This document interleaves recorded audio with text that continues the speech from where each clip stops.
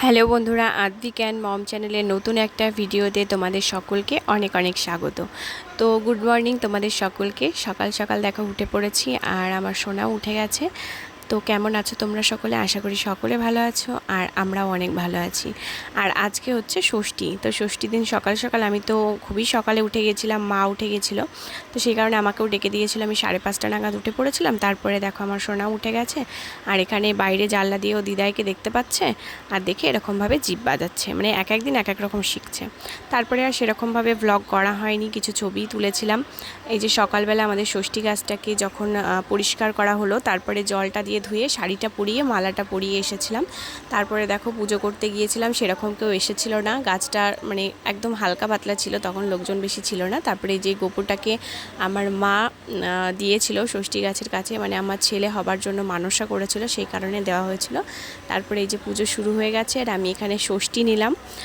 ষষ্ঠী নেওয়াটা হচ্ছে, ষষ্ঠী না নিলে নাকি ষষ্ঠী পুজো আর উপোস করা যায়, কিন্তু গাছে যে কলাটা কিংবা আম এক একজন এক এক রকম যেটা গাছকে দেয়, মানে ঘষে, সেটা করা যায় না। তো সেই কারণে এখানে আমাকে মা ষষ্ঠী নিয়ে দিল। আর ছোট থাকতে থাকতেই ষষ্ঠী নেওয়া ভালো, বাচ্চা ছোট থাকতে থাকতে। তো সেই কারণে দেখো এখানে বসে গেছি ষষ্ঠী নেওয়ার জন্য। আর এখানে তো কিছুতেই থাকতে চাইছিল না, মানে শুধু নেমে নেমে চলে যাচ্ছে। আর সামনে যে সমস্ত জিনিসগুলো দেখছো, যে ধামা টামা যেগুলো যা রাখা আছে, ওগুলো শুধু নিতে যাচ্ছে। আর তারপরে ষষ্ঠী নেওয়া হয়ে গেলে ওকে আমি বললাম যে আর এখানে ওর ঢাকার দরকার নেই, এমনিতেও প্রচুর মানে রোদ গরম পড়ছিল, সে কারণে বললাম ওকে নিয়ে বাড়িতে চলে আসতে। তারপরে দিশা আর বিদিশা ওর কতগুলো ছবি টবি তুলে নিয়ে বাড়ি পাঠিয়ে দিয়েছিল। আর এত দুষ্টু হয়েছে, এত দুষ্টু কি বলবো, মানে ওর থেকে বড় যারা ছিল, আমার সাথে আরও দুজন ষষ্ঠী নিল, তারা একটু বড়, তারা চুপচাপ আছে, কিন্তু ওকে চুপচাপ রাখা যাচ্ছে না। ঠাকুরমশাই কী করছে, তারপরে আমি কি করছি, সমস্ত দিকে লক্ষ্য, আর সমস্ত কিছুই ওকে দিতে হবে, সব ও হাত দিয়ে দিয়ে নাড়বে।